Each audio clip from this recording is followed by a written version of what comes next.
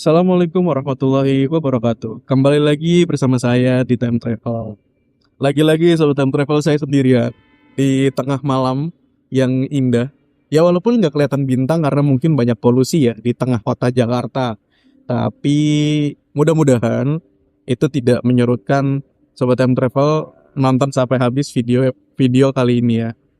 Karena di episode kali ini sebetulnya saya mau mengajak sobat time travel semua, teman-teman semua, untuk kita merenung dan hmm, mungkin coba kita berpikir kritis dan saling sharing sebetulnya, saling mengingatkan dalam kebaikan bahwa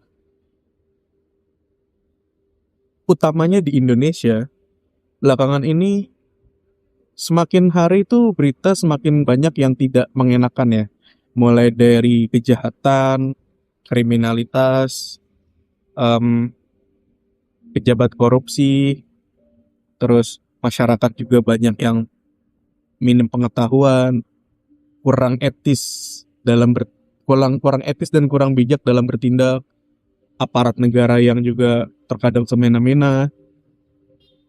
Hmm, banyak hal. Pemerintahannya bagaimana, keresahan-keresahan masyarakat juga dari seluruh kalangan.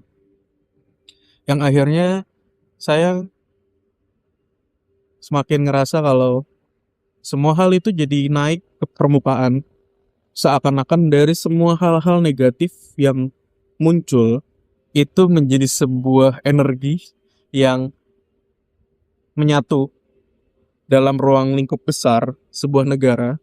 Akhirnya itu menjadi sebuah senjata bagi pihak-pihak yang memang makanannya itu atau senjatanya hal-hal negatif seperti itu. Akhirnya saya ngerasa kalau oh pantas hal-hal positif yang banyak juga diberitakan atau ada di tengah-tengah kita itu jadinya tidak terekspos, jadinya tidak seperti tidak ternotis sama kita gitu, baik itu di medsos ataupun di cakrawala sebagian besar dari kita. Saya ingat satu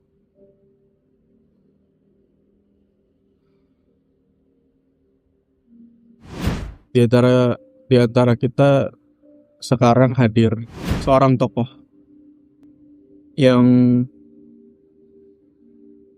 beliau tuh perawakannya laki-laki, ada di sekitar kita lah, di sekitar tempat saya syuting. Perawakannya laki-laki,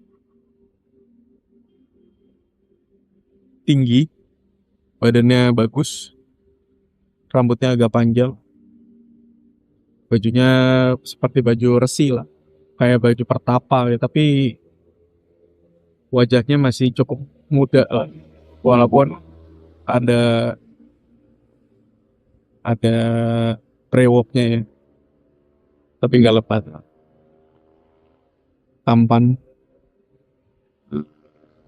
Beliau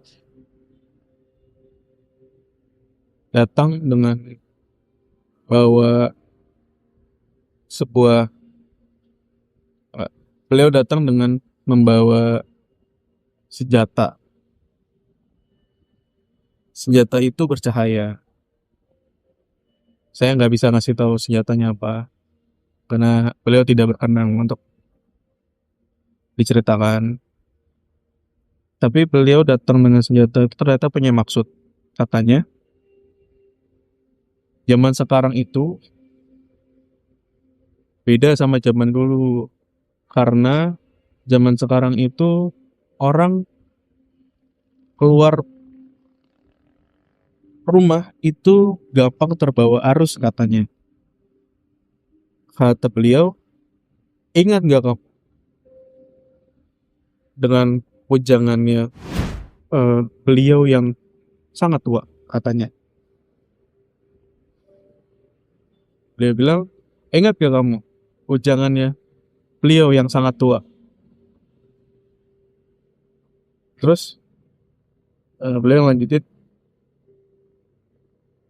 dulu beliau pernah memberikan wejangan ke banyak pihak katanya bahwa Ada masa di mana nanti orang itu akan mudah terbawa arus jika dia tidak punya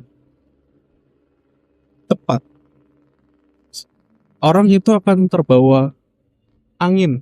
Kemana angin mengalir maka dia akan ikut. Kecuali dia punya akar. Orang itu akan sangat mudah terombang-ambing jika dia tidak punya pijakan yang kuat.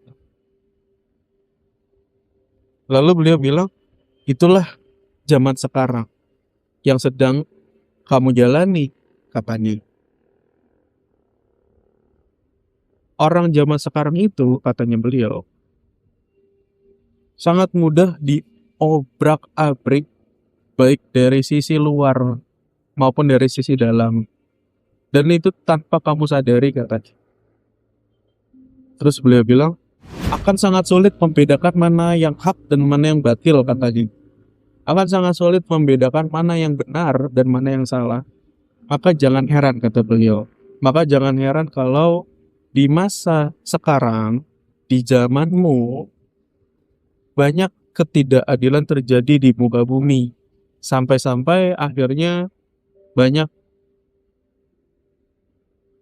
orang tua kehilangan anak, anak kehilangan orang tua, saudara kehilangan saudara, seseorang kehilangan rumahnya, tanah kehilangan tuannya, dan banyak hal lainnya yang menggambarkan ketidakadilan, katanya beliau.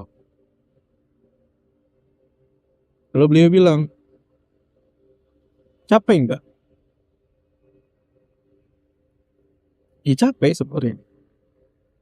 Mungkin sobat time travel juga ngerasa belakangan ini makin sering capek, makin sering lelah, dan dan ternyata itu bukan tanpa sebab. Ternyata itu bukan hanya sekedar kita beraktivitas, kita kerja, sekolah, kuliah, dagang dan sebagainya, bukan. Tapi ternyata begitulah, katanya beliau. Begitulah masa-masa menjelang era baru, katanya beliau.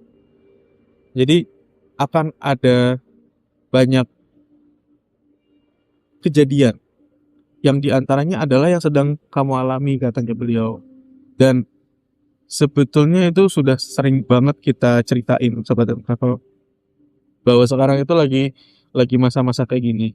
Dan kayaknya waktu itu terasa semakin sempit, terasa semakin singkat. Kayaknya kebutuhan itu semakin banyak, tapi juga pendapatan mungkin banyak di antara kita yang nggak nambah-nambah. Banyak masalah muncul, banyak konflik muncul, personal, kelompok, suku, bangsa.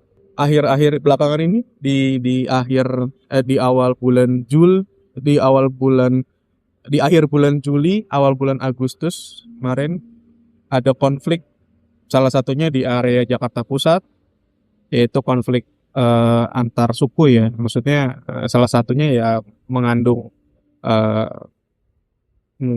mungkin bisa dibilang sara lah ya.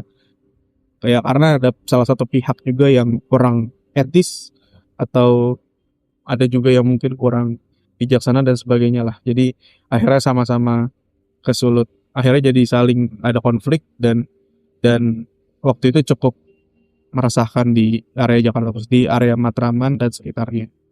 Matraman, Manggarai dan sekitarnya gitu. Hal-hal itu yang sebetulnya satu dari banyaknya kejadian-kejadian di zaman sekarang yang makin hari itu makin mencemaskan ya, semakin mengenaskan ya, semakin capek.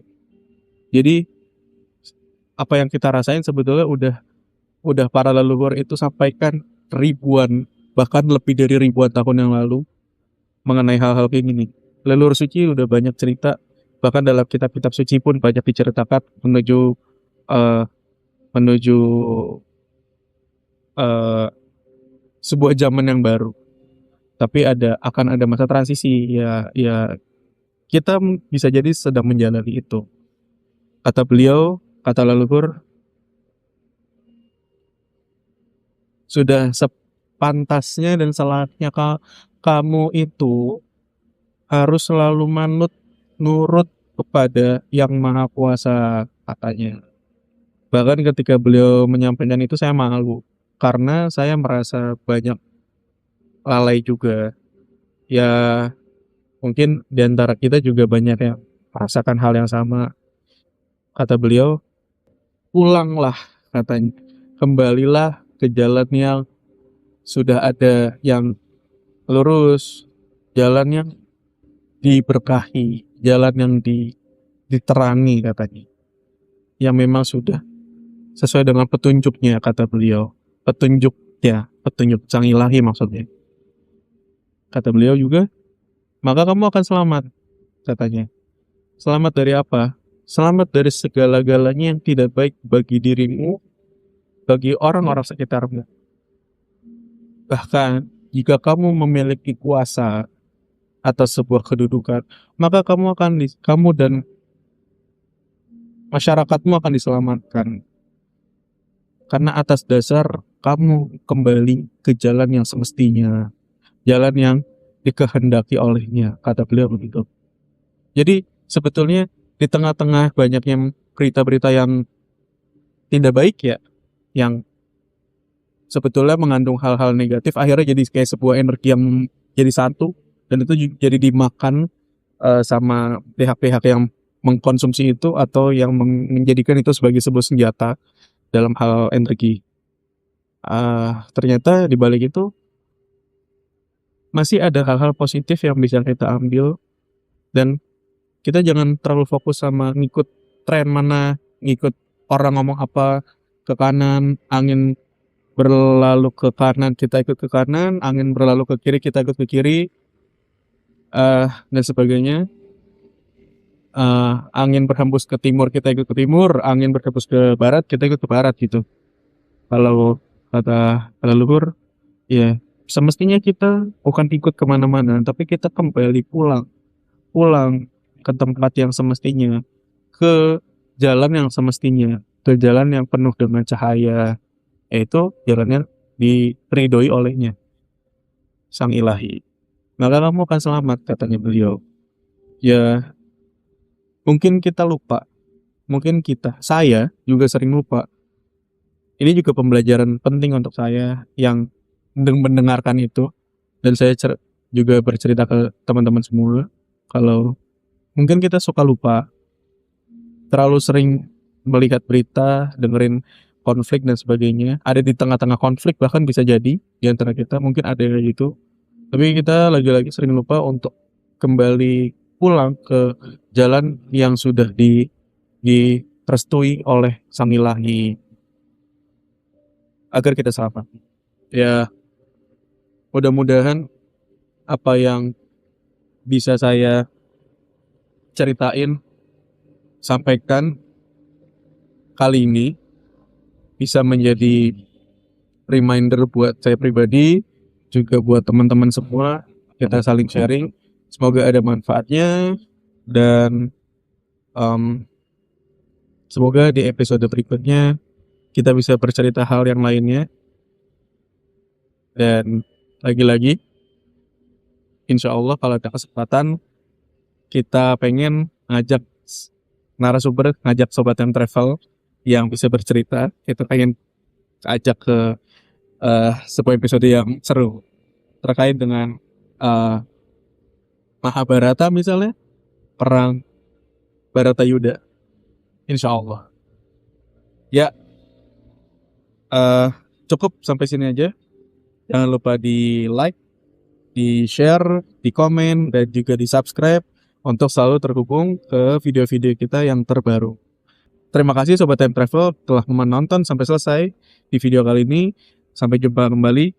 Wassalamualaikum warahmatullahi wabarakatuh.